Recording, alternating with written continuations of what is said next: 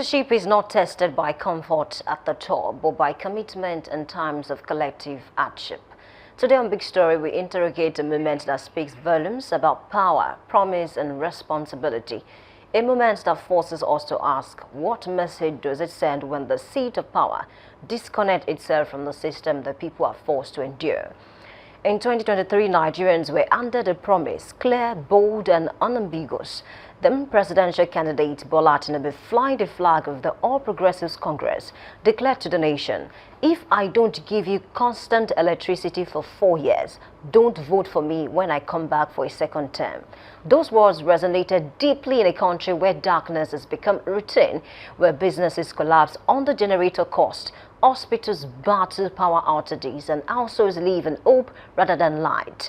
The national grid, already fragile, has collapsed repeatedly under this administration, at least 12 times between mid-2023 and late 2024. In early 2026, it failed more than once in a single week.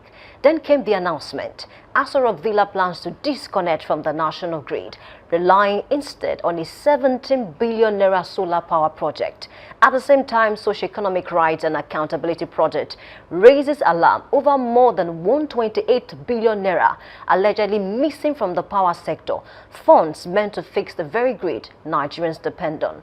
According to the Auditor General's report, billions were paid without documentation, projects without evidence, and public funds without accountability. History reminds us that since 1999, successful government have failed Nigeria's power sector.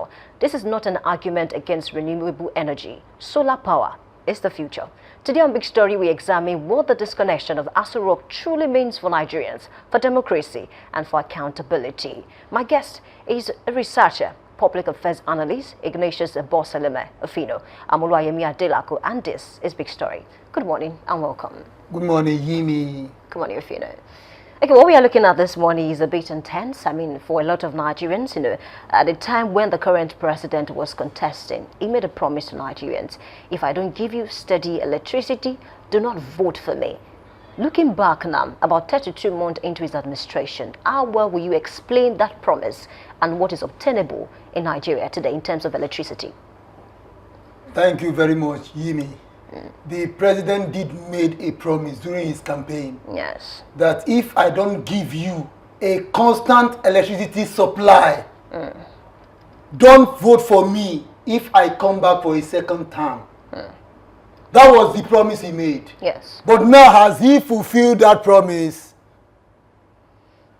Constant power supply in Nigeria has become what we call elusive. Now, when we are talking about power generation in this country, Nigeria is so endowed naturally. There are different ways you can be able to generate electricity.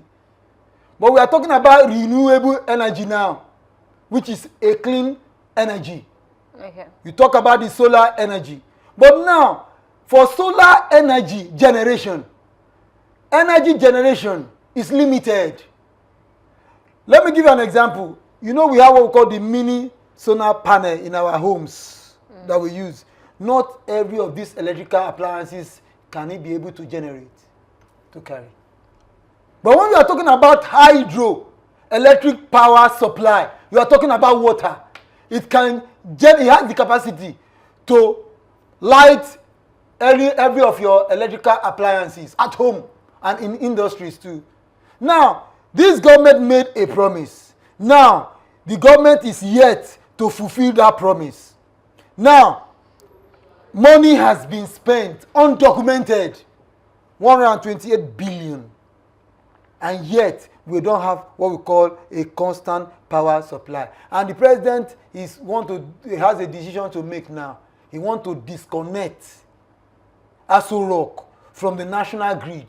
And he's going to spend a huge sum amount of money, 17 billion naira for solar power panel.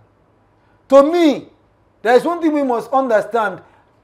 This government, do they actually have a focus when it comes to the issue of welfare development? You must have a focus. That has been the bane of the problem in this country. There is no consequence for violation. The Mambila project is there too. That became a scam. there was the Alibotin scam again concerning the issue of power. There has been a lot of corruption in the power sector in this country. Fido, many of his loyalists have argued that the president is not a magician. That even if at all he promised that while he was contesting, people should give him more time, he's still ruling in his first term. What do you make of that? The president said that if I don't provide for you a constant power supply, you should not vote for me if I come for a second term. He has made it. The choice is now live. The ball is now in the court of Nigerians to decide whether they want him back or not. But based on his word, he's not supposed to come back. Because he failed to fulfill that promise. You don't lie on that oath. You don't deceive the people. Do you know why people voted for him? They felt that this is a reminiscence of Awolowo. That they see him as a reincarnation of Awolowo. But believe you me, Asiwaju Bola Ahmed Tinubu GCFR is not an Awoist. He's a man of his own. The same thing applies to Chief MKO Abiola. He's not an Awoist. There's one thing I like about Abiola. He did not campaign on the mantra of Awolowo's philosophy.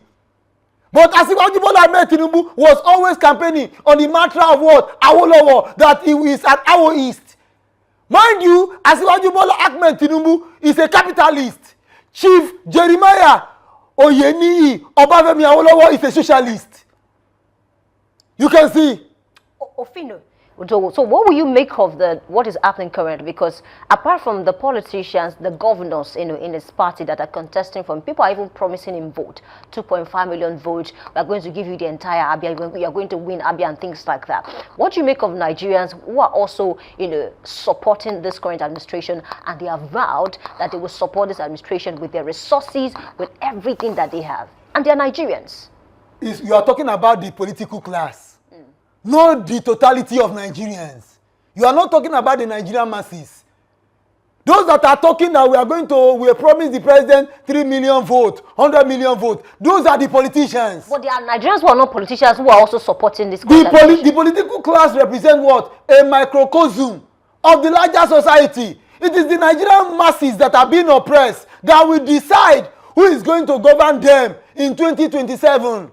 What do you expect the APC loyalists to say? They don't want their party to lose. What do you want the PDP to say? They want their party to win.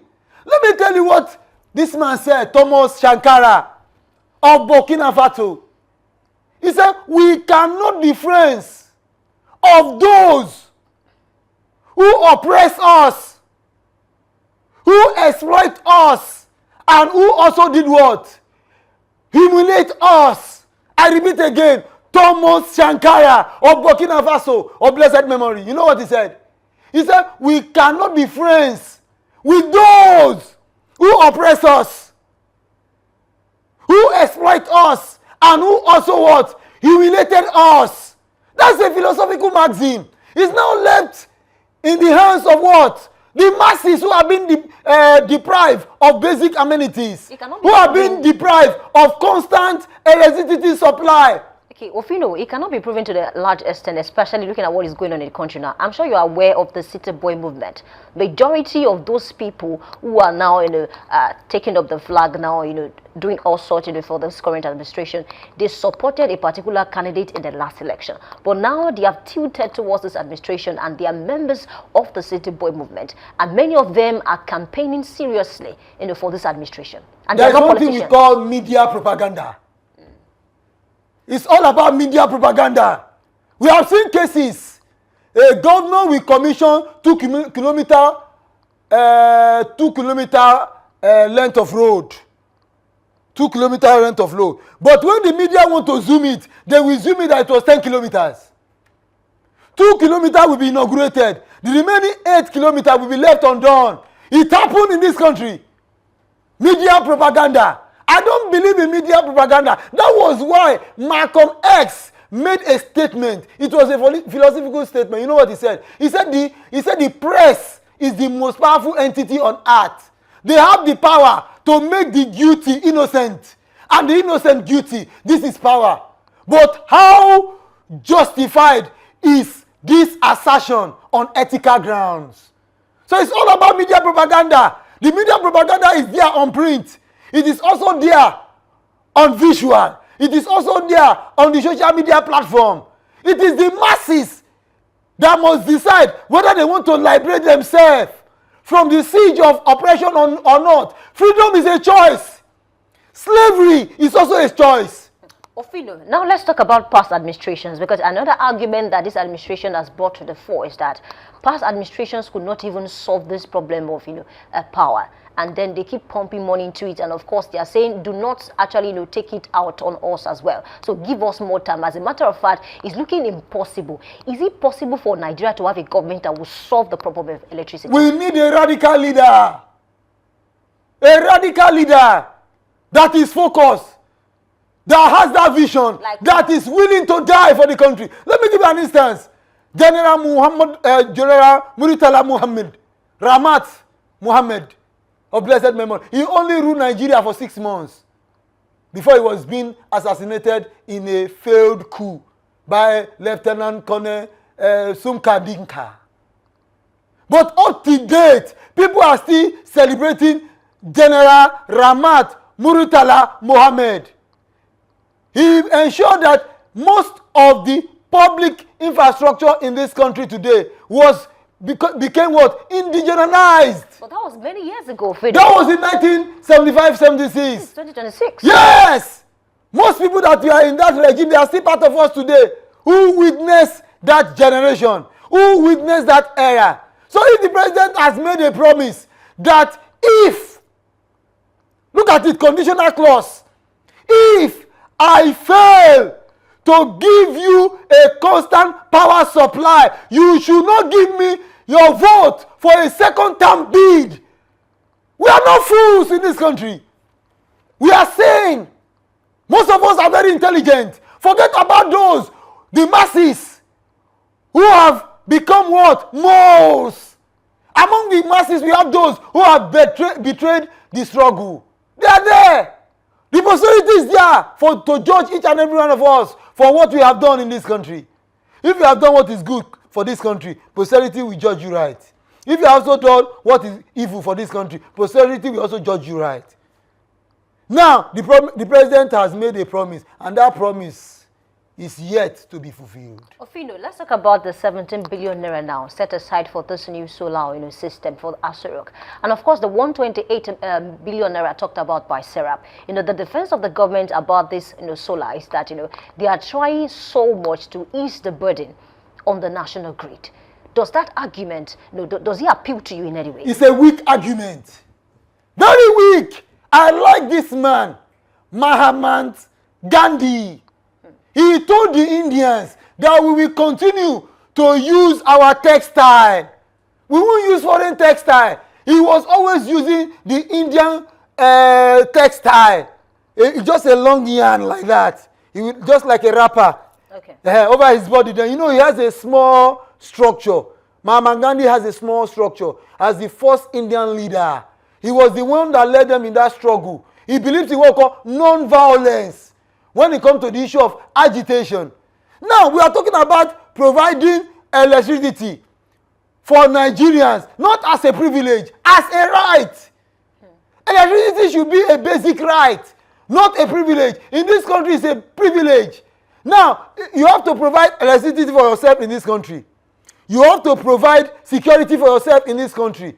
You have to provide quality healthcare delivery system for yourself in this country. You have to provide quality education for yourself in this country. Now you ask yourself, what is this country actually providing for us? Does not speak well. If Nigeria decide to disconnect from the national grid, I'm talking about the presidency, the seat of power, it does not speak well. It demeans the international image of this country. Why should you go for that? We know that solar power, solar energy is a renewable form of energy. You want to reduce the cost of governance. The only way to reduce the cost of governance, go and implement Stephen Oronsaye panel report. You know what that panel said? He said you have to downsize the economy, right-size the economy. There are too many duplications in ministries, departments and agencies of government. You will see that in Nigeria today, recurrent expenditure is higher than capital expenditure. Recurrent expenditure, it is only the few that are privileged that will enjoy it. Those that are working as civil servants in ministries, departments and agencies of government. But when you are talking about capital infrastructure, every one of us as citizens, we enjoy it. You are talking about roads, bridges, airport, seaports, schools, hospitals. Those are capital infrastructure. You are talking about power infrastructure too, electricity. You are talking about pipe-borne water. Those are capital infrastructure. Each and every one of us as citizens, we benefit from it. So when you want to reduce the cost of governance, you don't tell me because you want to reduce the cost of governance. That is why you want to disconnect Aso Rock from the national grid. I will not concur to that. Oh, they are saying it's the heartbeat of the nation, and of course, nothing should go wrong. I keep saying it today. I do not succumb to them. They should find a way of improving our power infrastructure. When you look at this national grid, some of them are obsolete. That is why I keep saying. That is why I keep saying you have to develop the steel industry. Without developing the steel industry, you can never have a stable power supply in this country. You cannot. But the president made a promise that if I fail to give you a constant electricity supply, don't give me your vote for a second-term bid. He has already shot himself on the leg. He should not take us for granted. Okay. So the issue there is that go and develop the steel industry. When you have a large deposit of iron ore. Now, sorry to digress. We keep complaining of power shortage in this country. Epileptic power supply. What about building collapse? Do you know why the buildings are collapsing? Because of substandard iron rods. And you know quality iron rods is very costly. Assuming we have developed our steel industry, the Ajaokuta Steel Complex, the tendency is there for us to have what we call skyscraper in this country. We will have skyscraper. People will no longer be interested in building what we call bungalows. People will not be building what we call story buildings.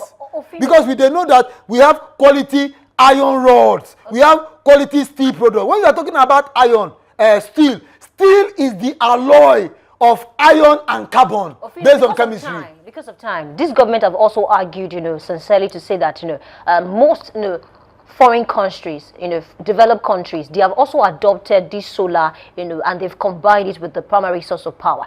And so there's no big deal if Nigeria decide to also, adopt the solar. So should we begin to compare ourselves now with Western countries? The solar that was being developed by the West or by Nigerians, which one should the president go for? If the solar panel was a solar panel that is being developed in Nigeria, I would have celebrated him. That this solar panel that will power Aso Rock is one of the products that was developed by Nigerians. I will celebrate the president. Not going to the West to buy solar panel that is costing 17 billion and you want people like me to celebrate you. No, it's not possible. A right-thinking government must think deeply. Capital outflow, capital inflow. Which one is better? In economics, exports should be greater than import. Especially capital goods. That is what we are telling them. Do you know the high level of corruption that has occurred in the power sector in this country? The Alibotin scam is there. The Mabila project scam is also there. Now we talk about the Siemens too. It's there. It has always been Nigerian. Even in the defense sector, there was also a scam too. High level corruption there too. Nothing to celebrate. Okay, so looking at things that have happened because of this poor electricity over time. I mean, there was a time that hospitals had to shut down. People died because of this electricity problem. Is it that the right authorities who are supposed to communicate these things to the government are not doing their job? Because at the end of the day, the government is supposed to listen to the people. Do you know why? Yimi, your country, our country, does not believe in human dignity. Celebrate the white man performing surgery. They don't want a pregnant woman to lose her life. They don't want her to lose her baby too. Surgery in medicine medical research. They want our life to be prolonged. Look at the drugs we are using.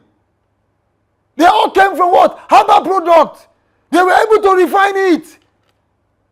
We have to be honest to ourselves. We are in a country that does not believe in human dignity. We have a government, both past and present, that does not believe in human dignity. What they believe is greed. And Nigeria has three problems. There are three problems that has actually affected this country. I will tell you this morning. The first one is what we call rent-seeking syndrome. Rent-seeking syndrome is a phenomenon in which a country that is blessed with natural resources fail to maximize that natural resources to the fullest by exploiting it and transforming it to become a finished product, but only depend on what we call multinational companies to exploit that resources for them. And what do they call it? Royalties. That is why the 4 refineries we are having in Nigeria today is not working, because of the joint venture between NNPCL and multinational companies in this in Nigeria. They are the ones that have the oil platform, the oil rings. That's number one. Then number two, there is what we call free rider effect. The issue of free rider effect is also a problem in this country. This is a situation in which citizens are benefiting from basic infrastructure they are not paying for. In a capitalist economy, nothing is free. Anything that is free does not have value except air. Is capitalism not doing more harm than good? In Nigeria, the way our leaders are handling it is doing us more harm than good. Should we not? But in America, they practice what we call capitalism plus welfareism. But our own is just capitalism without welfareism. Then the third one is what we call Dutch disease. And what do we mean in economics when we say Dutch disease? This is a phenomenon in which the development of a particular sector lead to the decline in other sectors of the economy. The oil boom was more of a curse than a blessing in Nigeria. In 1970s? Yes! Really? The oil boom was more of a curse than a blessing in Nigeria. So we talk about the Dutch disease. When the development of a particular sector of the economy lead to a decline in the development of other sectors of the economy. You know, we have the agricultural sector, we have the manufacturing sector, we have the oil and gas sector. So during the oil boom, Nigeria now decided to neglect the agricultural sector. Now Nigeria is now a food import dependent economy. Well, the government is trying to put in place certain measures to, give loans to farmers to encourage agriculture. Political farmers. But apart from that, not farmers. Ofino, is insecurity not even doing more harm? It's doing more harm. Insecurity caused by who? Caused by Nigerians themselves and their government. We have to be honest to ourselves. So when we are talking about leadership, we have had leadership that have failed in this country. So, and presently we are having a failing leadership. Ofino, because of time, what effect do you think this disconnection will have on the next general elections? It does not speak well. It does not speak well. I would have been excited that Asiwaju Bola Ahmed Tinubu want to fix our national grid. He's not saying he's he wants to develop the Nigeria steel sector. He is planning to ensure that the solar panel that he wants to install in Aso Rock is a solar panel that is being manufactured by Nigerians as a novel. But Ofino, he has never come out to say, I'm not going to fix the national grid. He has never come out to say that. May 29 will be exactly 3 years. Yes. And when we are talking about project normally have what we call a time frame. There are some projects that will last for 48 months. There are projects that will last for 10 years. Government is a continuum. What he will have told Nigerians is this, not exaggerating. He exaggerated and he goofed. The president exaggerated. What if he had good intentions? He may have good intention. Good intention is not enough. That is an exaggerated system. If I should come out and tell Nigeria that I'm going to fix Nigeria in the space of 24 hours, that is exaggeration. What I will tell them is this. What I'm going to ensure is that I'm going to start fixing the economy. But I will make sure that within the space of 4 years, at least we'll have done something like, say, 40%.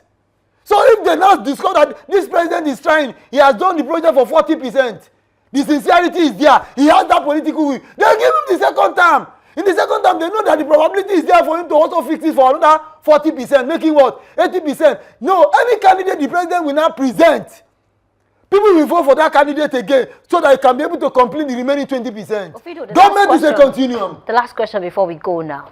Now that a lot of Nigerians can no longer rely on the manifesto of the candidates that are contesting election. Public distrust. Okay, what other ways can the citizens determine to say, okay, this is the best person for the job? Because the manifesto, most politicians do not even follow. Some of them will campaign again with the same manifesto they didn't fulfill the first time, when they are contesting the second time. The masses also have problem on their own too. In what way? When they are saying that this is the person, you are referring to someone, this is the right person. What about you? Are you also not the right person? No, everyone cannot become a politician. No, there's one thing I will say on this platform this morning. Every Nigerian is a potential president. But not every Nigerian will be lucky to be elected president in a lifetime. I repeat again. Every Nigerian citizen is a potential president.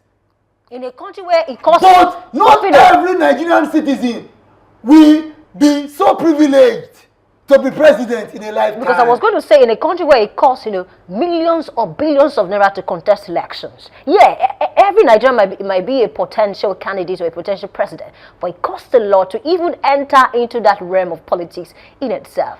And don't you think contesting election in this country is even too expensive? And so it has, deterred a lot of persons, from saying, I want to join politics. There is one thing Martin Luther said. When you are looking at the speech, he said, I have a speech, I have a dream. Did it not come to pass? It came to pass. And that dream came to pass during the days of what? Obama. When Barack Obama was elected as the first African-American president. Martin Luther King saw the future.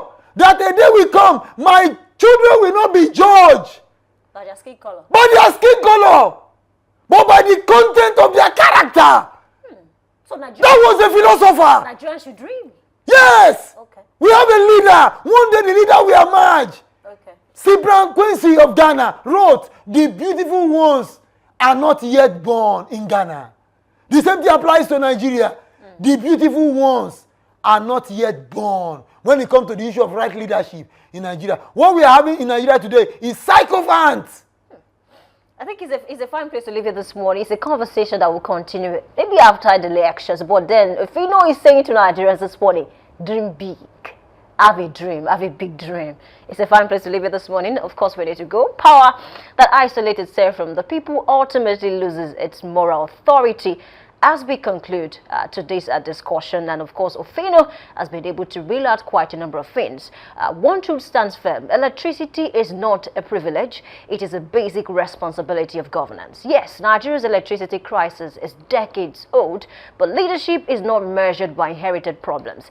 It is measured by response, effort, and honesty. Nigerians do not demand miracles. They demand commitment, transparency, and visible progress. As Nigeria enters closer to another election cycle, this moment must not be forgotten.